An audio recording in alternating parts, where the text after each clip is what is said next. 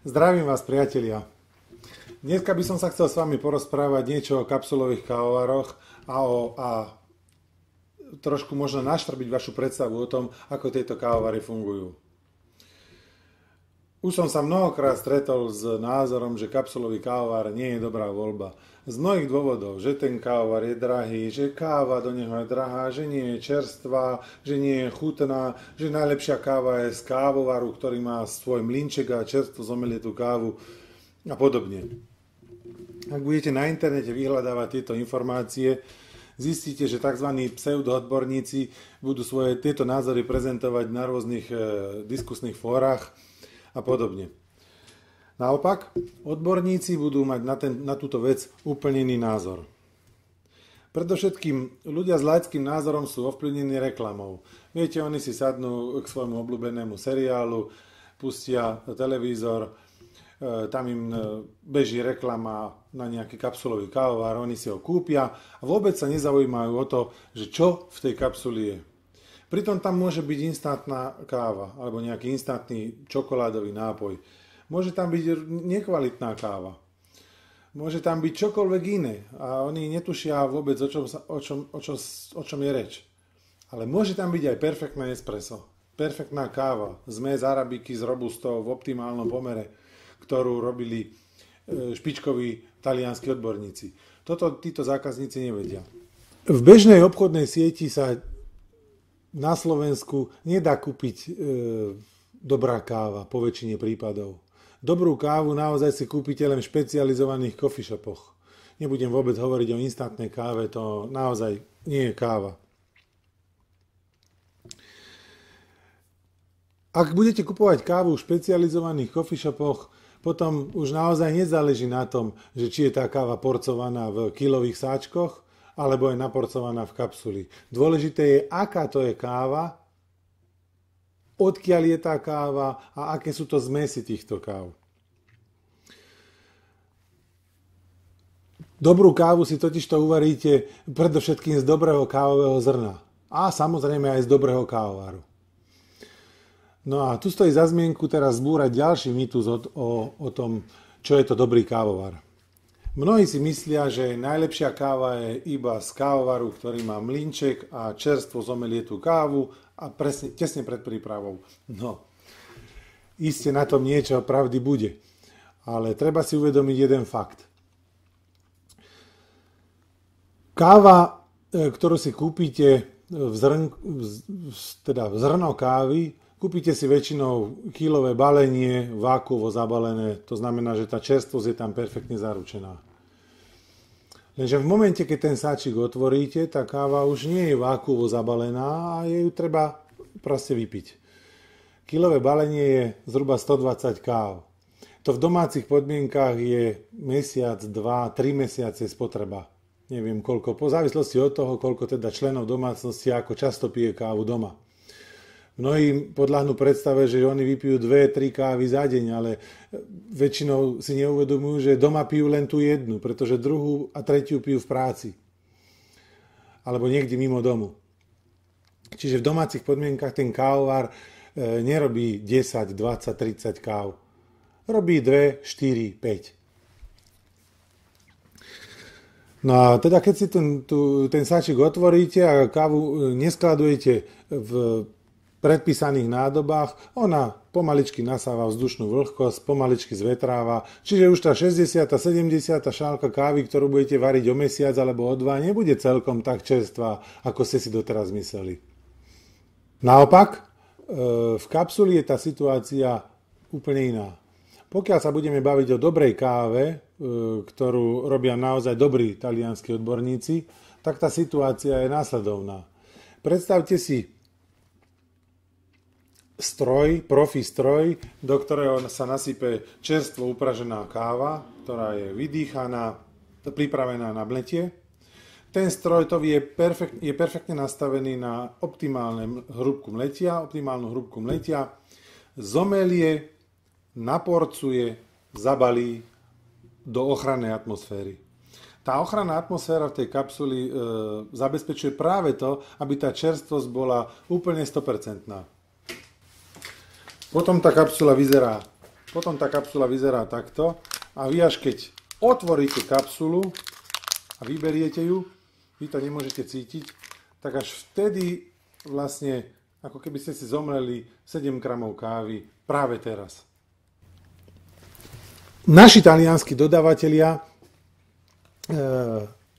vyrábajú kávu aj v zrnkovom prevedení, to znamená v polkilových, kilových, 5-kilových baleniach, ale rovnako vyrábajú aj tieto kapsule, pretože kapsule predstavujú veľmi, veľmi výhodný spôsob prípravy espressa, najmä v domácich podmienkach, kde človek nie je odborníkom a nemá toľko času ráno, proste nastavovať kávovar, čistiť kávovar, nechce sa mu to, chce proste jednoducho z obsluhy.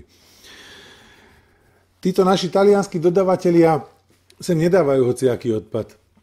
Sú to naozaj častokrát rodinné recepty staré niekoľko desaťročí. Tie firmy majú niekoľko desaťročnú tradíciu vo výrobe kávy. Sú to namiešané naozaj optimálne zmesy arabík s robustou.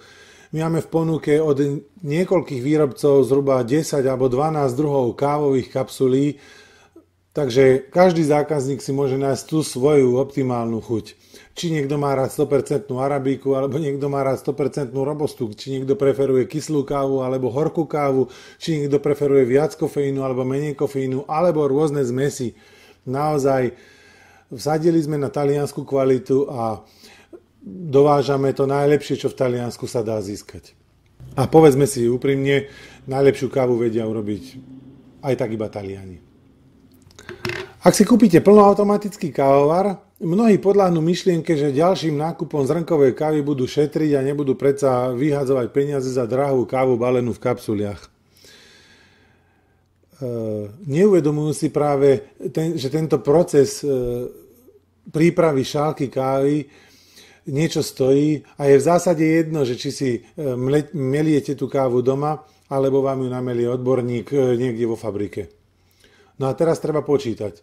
Predstavte si, že si kúpite kávovar, ktorý stojí 500-700 eur, ktorý vám melie kávu doma a proti nemu postavíte kávovar za 20 eur, napríklad z našej ponuky, kapsulový kávovar. A vypočítajte si, že na jednej takejto kapsuli možno prerábate 10 centov oproti káve, ktorú si kúpite zabalenú. No ale teraz treba zobrať do úvahy, že koľko tých káv si urobíte doma. Urobíte si doma 1000 káv za rok? To sú zhruba 3 za deň? Čiže na kapsulovej káve prerobíte zhruba 100 eur. No ale treba zobrať do úvahy, že ste si museli kúpiť kávovar, ktorý stojí 500, alebo 800, alebo 1500 eur. Takže návratnosť takejto investície sa pohybuje v rokoch, v niektorých prípadoch až v 10 ročiach. Samozrejme záleží, koľko tej kávy doma vypijete. Ale to nie je jediná výhoda kapsulových kávovarov. V tomto ekonomickom prepočte neboli započítané ešte náklady na údržbu toho kávovaru.